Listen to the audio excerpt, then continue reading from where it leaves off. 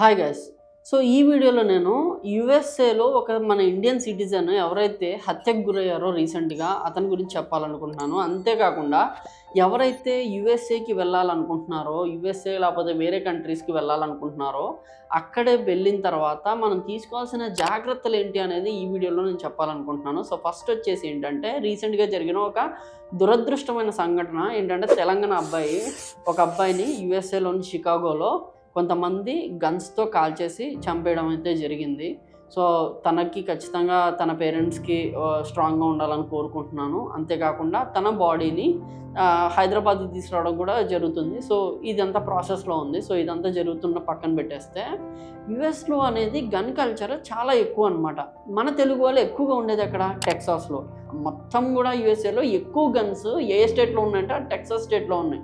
So you are సేఫా కాదా అంటే gun culture ఫ్రీగా ఉండడం వల్ల అక్కడ ఏంటి అంటే కోపం వచ్చిన కొంతమంది డ్రగ్స్ తీసుకునే వాళ్ళు ఉంటారు, కొంతమంది వీడ్స్ కొట్టే వాళ్ళు ఉంటారు, కొంతమంది హైలో ఉంటారు, మత్తులో ఉంటారు. వాళ్ళు ఏంటంటే అక్కడ మోస్ట్లీ పెట్రోల్ బంక్స్ని టార్గెట్ చేసుకుంటారు. ఎందుకంటే ఇండియాలా కాకుండా అక్కడ పెట్రోల్ బంక్స్ అనేసరికి యూఎస్ఏలో, ఎందుకంటే నేను కూడా అబ్రాడ్లో చదువుకున్నా కాబట్టి అబ్రాడ్లో పనిచేసా కాబట్టి యూఎస్ఏలో కానీ అబ్రాడ్లో కానీ పెట్రోల్ బంక్స్ ఎలా ఉంటాయంటే ప్రతి పెట్రోల్ బంక్కి అనుసంధానంగా ఒక స్టోర్ అనేది ఉంటుంది. ఆ స్టోర్లో ఏంటంటే మనకి జనరల్ స్టోర్స్ అట్లాగే మెడిసిన్స్, సిగరెట్స్ లేకపోతే ఇంకా ఏమేమి కావాలో మీకు అవన్నీ కూడా అక్కడ దొరుకుతాయి అన్నమాట.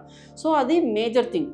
సో వీళ్ళు ఏంటంటే మత్తులో ఉంటారనమాట. ఈ ఎవరైతే హత్యలు చేస్తూ ఉంటారో వాళ్ళు మత్తులో ఉంటారు. వాళ్ళు ఏంటంటే చాలామంది ఈ మత్తులో ఉన్న వాళ్ళు మెయిన్గా టార్గెట్స్ పెట్రోల్ బంక్ని చేసుకుంటారు. ఆ పెట్రోల్ బంక్స్లో కూడా ఏంటి అంటే మిడ్ నైట్స్లో ఎక్కువ జరుగుతూ ఉంటాయి. ఎప్పుడైతే మనకి అన్ని షాప్స్ క్లోజ్ అయిపోతూ ఉంటాయో మనకి 24/7 యూఎస్ఏలో ఉండేది పెట్రోల్ బంక్స్. ఈ పెట్రోల్ బంక్స్ దగ్గరికి వెళ్ళి వాళ్ళు ఇక్కడ ఉన్న ఏవైతే ఉన్నాయో షాప్స్లోకి వెళ్ళేసి అక్కడ వాళ్ళని ఎక్కువ టార్గెట్ చేసి దౌర్జన్యం చేసి గన్ చూపించి అక్కడ ఉన్న సామాన్లన్నీ తీసుకుని వెళ్ళిపోతూ ఉంటారు అనమాట. ఇదంతా క్యాజువల్గా జరిగే ప్రాసెస్, ఎప్పుడు మామూలు జరిగేదే.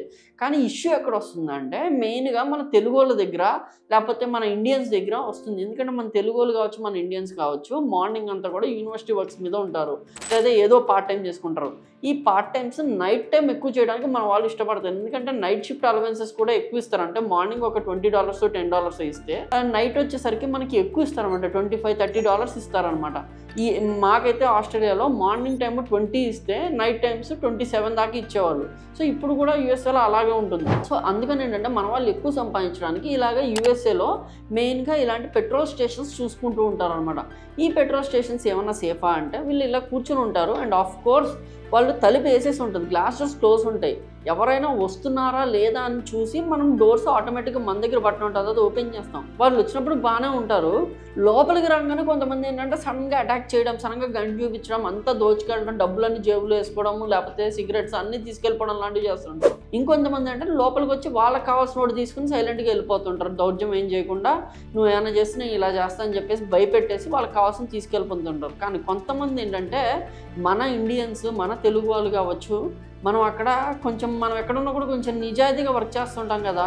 వేరే వాళ్ళ దానికి మనం బాధ్యత తీసుకున్నాం కాబట్టి మన బాధ్యత సరిగ్గా నిర్వహించాలని చెప్పేసి కొంతమంది ఇండియన్స్ కావచ్చు, తెలుగు వాళ్ళు కావచ్చు, వాళ్ళు ఏంటంటే రివాల్ట్ అవుతూ ఉంటారు అనమాట. గన్స్ ఉన్నా కూడా ఏది ఉన్నా కూడా రివాల్ట్ అవుతూ ఉంటారు. So that is 100% wrong. ఒకవేళ ఎవరైనా కూడా మీరు యూఎస్లో కావచ్చు, ఏ కంట్రీలో ఉన్నా మీ దగ్గరికి వచ్చి, మీరు పెట్రోల్ స్టేషన్లో ఉన్నా, ఏదైనా జాబ్లో ఉన్నా మీ దగ్గరికి వచ్చి గన్ చూపిస్తే జేబులో ఉన్న ప్రతి ఒక్కటి తీసి వాళ్ళ చేతిలో పెట్టండి. వాళ్ళు వెళ్ళిపోతారు. మొత్తం చూపించండి, ఐ డోంట్ హ్యావ్ ఎనీథింగ్ అని చెప్పేసి చూపించేసి చేతులు పైకి పెట్టి మన జేబులో ఉన్నవన్నీ టేబుల్ మీద పెట్టి నా దగ్గర ఏం లేవని చూపించేసిన తర్వాత వాళ్ళు అక్కడి నుంచి వెళ్ళిపోతారు. అంతేగాని తిరగబడి వాళ్ళని అరవడమో, తిట్టడమో, లేకపోతే కొట్టడం లాంటివి చేశారనుకో వాళ్ళ దగ్గర గన్స్ ఉంటాయి, వాళ్ళు ఫైర్ చేయడం స్టార్ట్ చేస్తే వీ కాంట్ డూ ఎనీథింగ్. ఎందుకంటే వాళ్ళకి ఆ టైంలో ఎటువంటి కాన్షియస్నెస్ ఉండదు. పోలీసులు పట్టుకుంటారు, నా లైఫ్ స్పాయిల్ అయిపోతుంది, నా లైఫ్ డెస్ట్రాయ్ అయిపోతుంది, ఇలాంటివి వాళ్ళకి ఏమీ ఉండవు.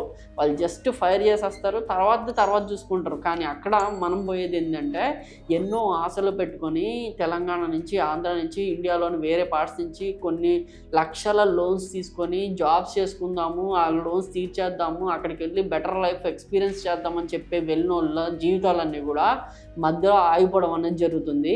అండ్ మెయిన్గా ఇలాంటి ఇష్యూస్ ఎక్కడ అంటే మన ఇండియన్స్ మోస్ట్లీ డౌన్ టౌన్స్లో పనిచేసే వాళ్ళ దగ్గర ఎక్కువ అవుతుంది. ప్రతి సిటీలో కూడా డౌన్ టౌన్స్ ఉంటాయి అన్నమాట. ఆ డౌన్ టౌన్స్లో ఏంటంటే కొంచెం పావర్టీ బేస్డ్లో ఉండేవాళ్ళు, లేకపోతే కొంచెం జాబ్లెస్ పీపుల్ ఉంటూ ఉంటారు. వేరే అబ్రాడ్లో ఉన్న వాళ్ళే సిటిజన్స్, జాబ్లెస్ పీపుల్ వాళ్ళు ఉంటారు. వాళ్ళు ఏంటంటే ఎప్పుడు కూడా హైగా ఉంటుంటారు అనమాట. ఎక్కువ డ్రగ్స్ తీసుకోవడము, ఎక్కువ మందు కొట్టడము, వీడు కొట్టడం ఇలాంటివి చేస్తుంటారు. సో అలాంటి చోట పనిచేసే వాళ్ళు ఇంకా ఇంకా జాగ్రత్తగా ఉండాలి.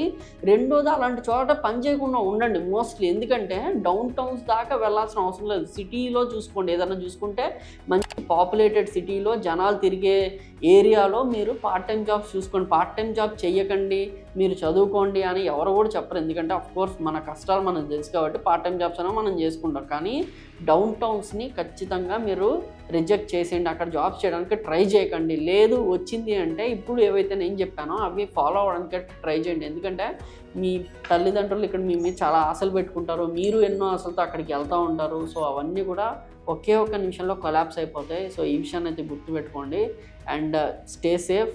సో ఎవరైతే తను యూఎస్ఏలో చనిపోయారో తన బాడీ త్వరగా ఇండియాకి వచ్చేయాలి, తన ఫ్యామిలీ కూడా అంతా కూడా సెట్ అవ్వాలి, ఆ బాధ నుంచి కోలుకోవాలని కోరుకుంటున్నాను. And please do subscribe to our channel and I'm Krishna signing off. Thank you.